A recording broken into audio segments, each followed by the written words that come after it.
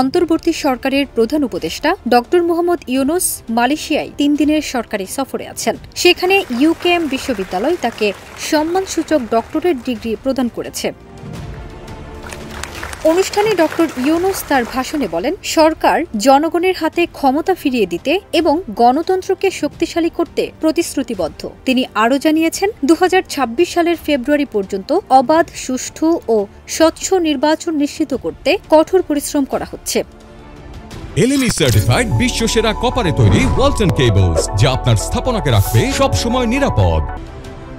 Doctor Yunus বলেন, একটি শক্তিশালী ও স্থিতিশীল বাংলাদেশ গড়তে অর্থনীতিতে বড় পরিবর্তন প্রয়োজন। উদ্যোক্তাদের সহায়তা, শিক্ষা ও প্রযুক্তিতে বিনিয়োগ এবং আন্তর্জাতিক অংশীদারদের সঙ্গে ঘনিষ্ঠভাবে কাজ করা হবে।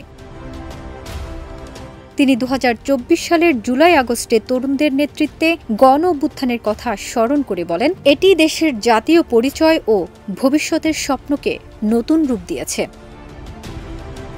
ডক্টর ইউনুস তার ডক্টরেট ডিগ্রি সম্মানকে বাংলাদেশের জনগণের প্রতি উৎসর্গ করেছেন এবং তরুণদের স্বপ্ন পূরণে দায়িত্বের কথা উল্লেখ করেছেন। ডক্টর ইউনুস বাংলাদেশ ও মালয়েশিয়ার দীর্ঘস্থায়ী বন্ধুত্বের কথা স্মরণ করেন। তিনি জানান, দুই দেশ সবসময় পারস্পরিক শ্রদ্ধা, সাংস্কৃতিক বিনিময় এবং যৌথ উন্নতির স্বপ্নের উপর দৃঢ় সম্পর্ক ভাগাভাগি করেছে। ডক্টর ইউনুস বলেন, বাংলাদেশ নতুন যুগে প্রবেশ করছে এবং মালয়েশিয়ার সঙ্গে সহযোগিতা আরও গভীর করতে চায়। সম্ভাবনাময় ক্ষেত্রগুলো হল সেমিকন্ডাক্টর শিল্প, হালাল অর্থনীতি, নবায়নযোগ্য জ্বালানি এবং উদ্যোক্তা উন্নয়ন। ফারজানা নিকিতা, দেশ রূপান্তর।